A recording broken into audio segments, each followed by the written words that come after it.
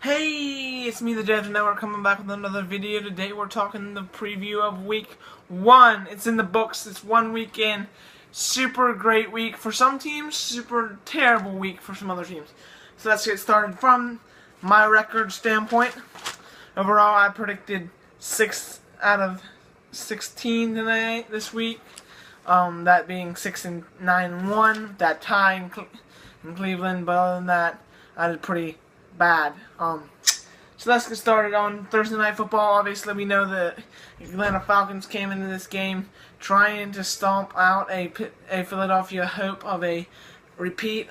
Obviously, it's week 1. You can't do that, but they did not do as they wanted to in this loss, where they lost 12-18. I didn't see this line. I mean, you scored 12 points. The Falcons team didn't really fire at all cylinders in this game at all, other than a couple Julio Jones balls, but catches from him. It seemed like they only passed it to Julio most of the game and didn't throw the ball around too much. I'm not sure what was up. It was a pretty bad game on both sides of the ball. A pretty sloppy one. Where the Philadelphia Eagles and Nick Foles, which I'll give it to him. Nick Foles once again beat the Falcons in this game. Professional. He's really been consistently winning games. He's not played hot. I'm not going to say that ever. You'll never hear the JFT Network say anything about him playing hot, because he isn't playing hot, but he's winning football games regardless. So that's game 1. I obviously predicted the Falcons to win that game. I was wrong. Buffalo beat the Baltimore Ravens. The Ravens came out in this game and immediately fired at every single cylinder in their machine. They won this game 47-3. The biggest blowout of the week, 44-point lead. That is. You've got to figure something out if you're Buffalo. After going to the playoffs, cutting your old quarterback, and making so many changes and then losing week 1 like that, it's scary, because you've got to put stuff together to win ball games. You're not going to win if you only score 3 points. Once again, Josh Allen, I don't believe started that game. A.J. McCarron did. I believe he played. Could be wrong. But anyway, Buffalo goes on to lose this game 47-3. I predicted the Baltimore Ravens would win it. I got that game right. And then Cleveland beat the Pittsburgh Steelers. Cleveland Browns seeking a week 1 victory over the Cleveland Browns. Over the Pittsburgh Steelers, excuse me. And they came close. They really did. They played them a full 5 quarters of mediocre Browns football. And the Steelers sort of tagged along in that game, playing trashy, we're not going to outscore you kind of football. They tied the game at 21-21, simple 3 touchdowns apiece. Not anything to write home about, except for the fact they tied in overtime. Missed a last-minute field goal saved by T.J. Watt. But where's the problem with the week 1 tie? Is not only the whole week season you're going to have this issue of having that tie lingering back through, but you also have the issue of the seeding due to the Cleveland Browns tying them instead of sweeping them this season, which is probably what the Steelers wanted to do starting off the season. Once again, I did not get any of those right, so I wrote it down as a tie. Most of the season I'll have a tie like that on my record sheet, which is dumb, but anyway. Indianapolis and the Bengals. The Bengals came out victorious in this game to a score of 34-23. The Bengals did look good. Andy Dalton did play very good, and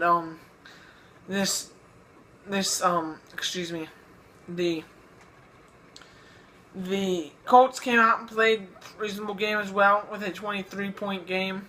Not anything to terribly write home about, but they did come out and play reasonable football for your first game in 616 days for the quarterback in Andrew Luck. But you end up losing by 11 points next week. have another game they need to get ready for. It's week 1. I got that one wrong. I thought Indianapolis would win. Tennessee beat Miami. Tennessee came out and beat them by 1 point, 24-23. Miami is not a team that I really respect this season, but they beat the playoff team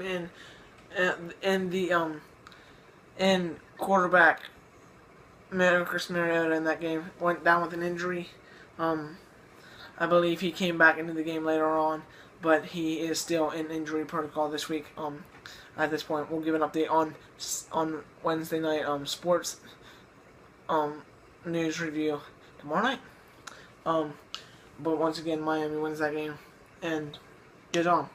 Next, the 49ers and the Minnesota Vikings. I had the 49ers to win this game. Minnesota came out and played better than I thought they would.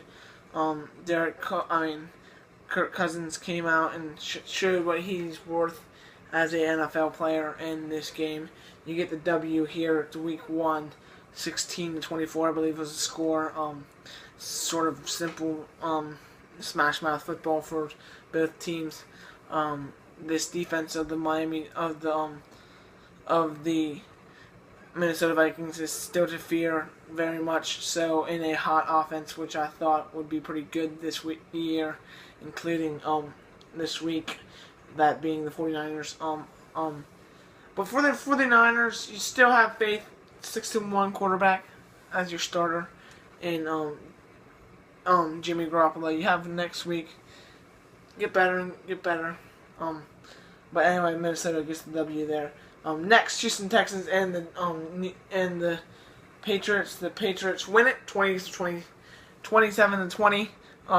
Or the Pittsburgh Steelers really, where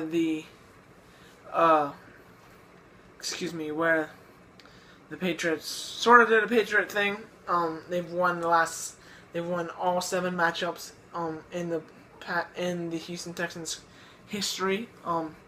And beat Houston Texans all outright. Sean Watson had a reasonable day, just trying to get back into the groove he was last year. He's no longer a rookie. There's no longer hype. Just trying to figure that out situation. You played pretty good.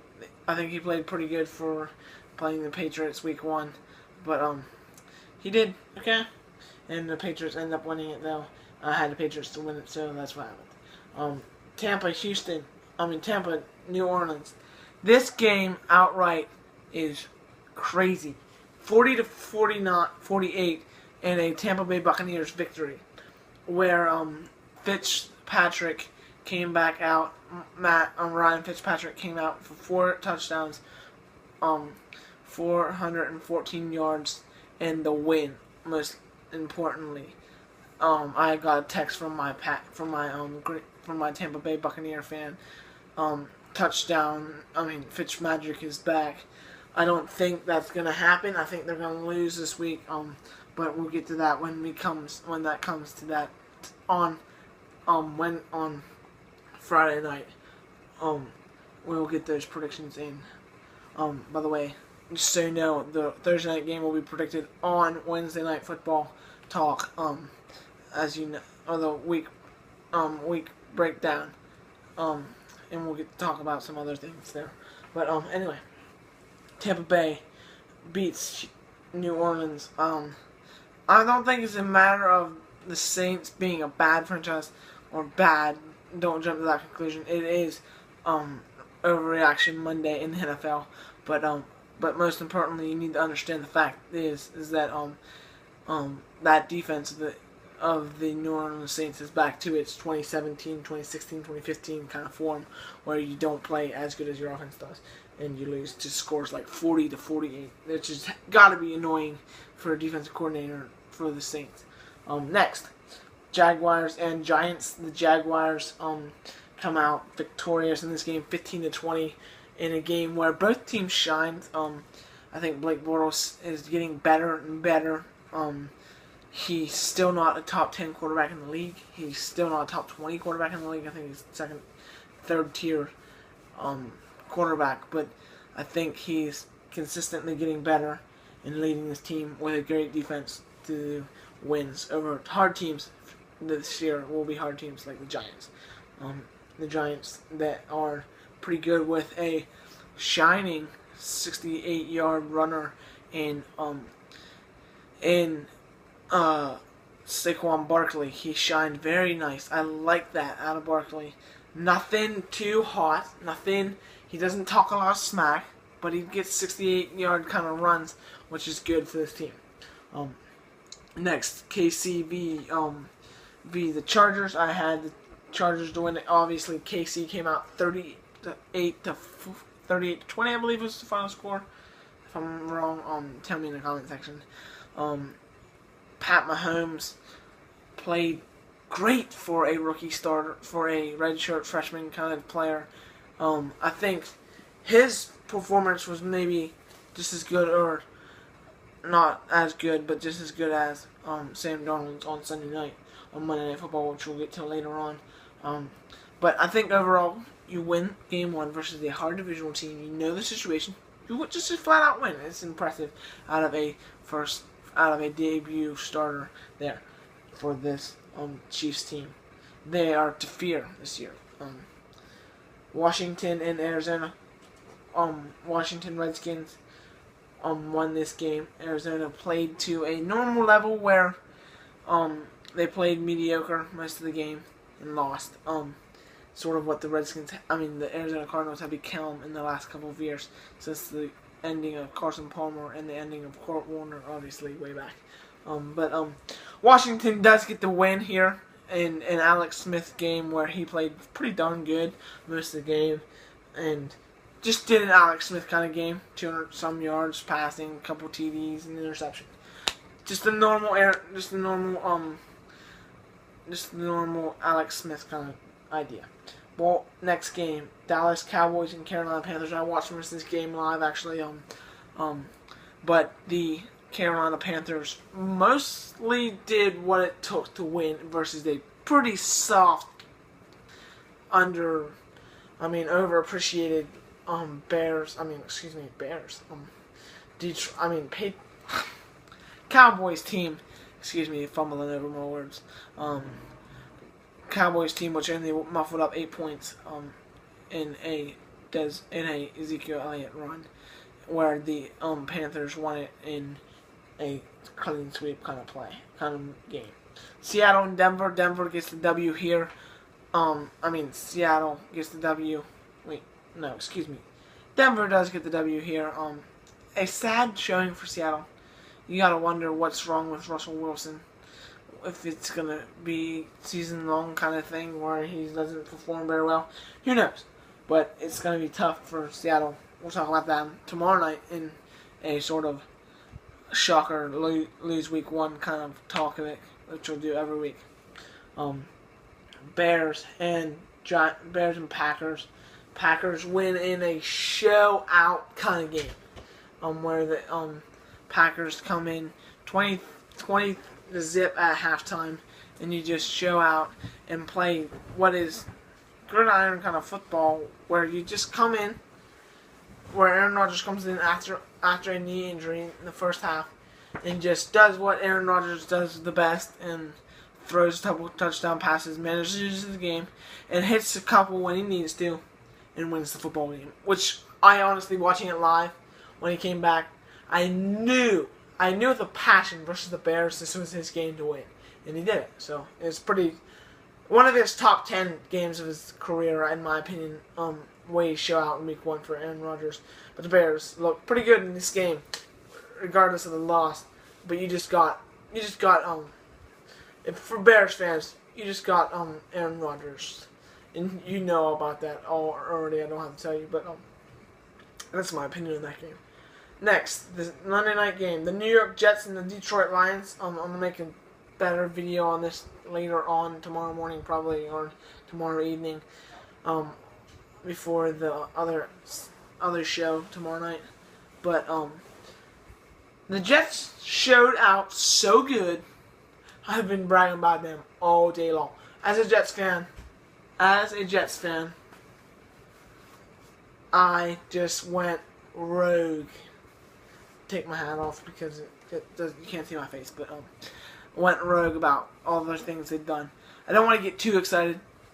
The Jets could still go downhill, but I think this is a good Jets team, one of the best we've had in a long time. 6-7 years I've said it. But we'll get to that farther down the road. But the Jets win it in a showout where they had 5 interceptions, a punt return for 75 yards, and a 2 TD game for rookie Sam Darnold after throwing a pick 6 on his opening game. Way to bounce back. Sam Darnold, congrats. Detroit looked bad rest of the game. Couldn't get dead at a article I read today sums it up. A dead at for the running game. A dead at arrival running game for this Detroit Lions. And the passing game was pretty much pedestrian most of the game. Where they only scored 17 points. So what do you expect? You're not going to win many games if you score 17 points. Rams and Oakland Raiders. Rams win it in 33-13. Gruden comes back and finishes the week out for new starting head coaches in the NFL with an 0-7 record. Gruden had some hot moments with his offense where they had where they threw a couple touchdown passes. One touchdown pass, that is, and the other touchdown pass. Another running from Marshawn Lynch, who still looks to be pretty good as we go on. So that's all I have for now. My winners, once again, I went 6-9 this 6-9-1 this week. I look better next week, obviously, but I will get to you tomorrow night. Once again, tomorrow night will be the Wednesday Night Football Show, Week in Review show, that is, on Facebook and on YouTube. Sorry, the video will be bad probably tomorrow night if I don't get a better computer before then. But that is my update as of now. That show will be airing at 9 o'clock Eastern Time. Sorry about this late video this evening. Sorry about a long video, but I was just excited about so many things. Have a nice night. God bless you all. By the way, please subscribe to the channel and like this video if you enjoyed it. Thanks. Have a nice day and God bless you all. Jets out.